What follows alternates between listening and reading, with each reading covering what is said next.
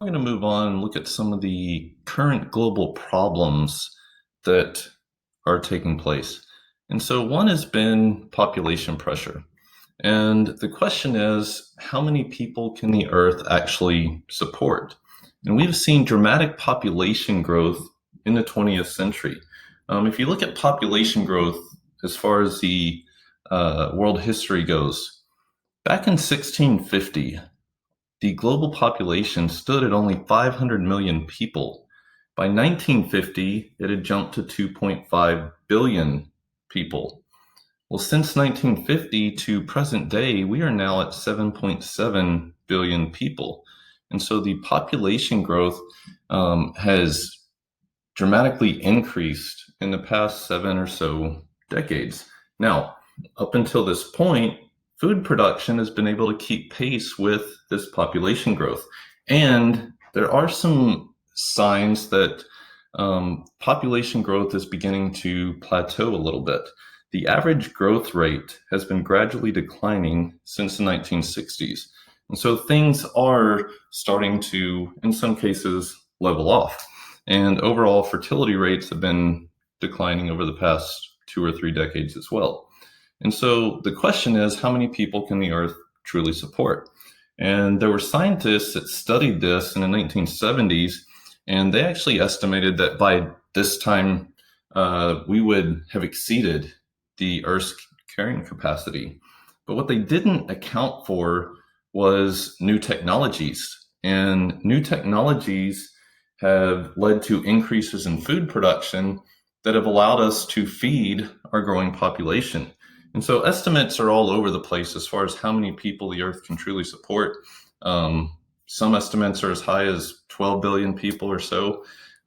There's also been more recent estimates that say that the global population, if it kind of continues current trends, should level off by the year 2050.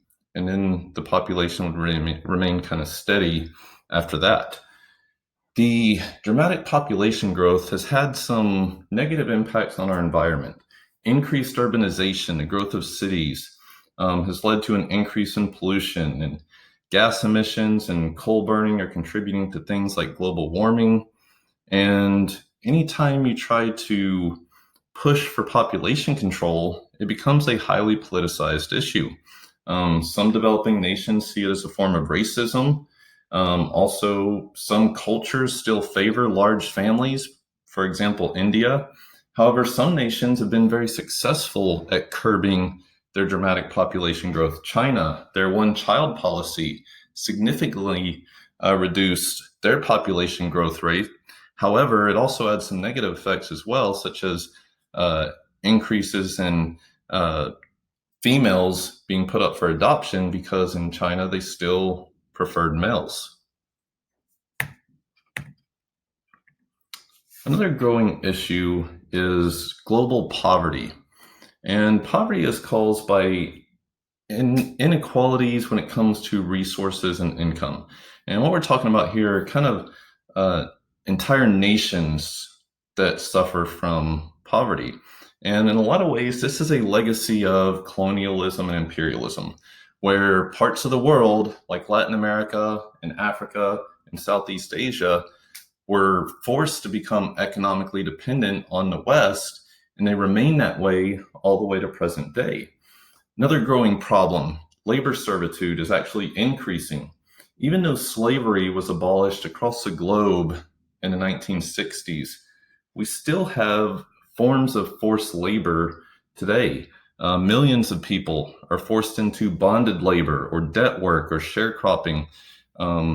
And child servitude is also increasing and is actually somewhat common in parts of South and Southeast Asia. As many as 50 million children in India are forced to work, and 250 million children worldwide are forced into labor. We've also seen an increase in the trafficking of peoples. So people will be lured off to other nations, promise these great jobs, and they get there and they're forced into sweatshops and other demeaning forms of labor.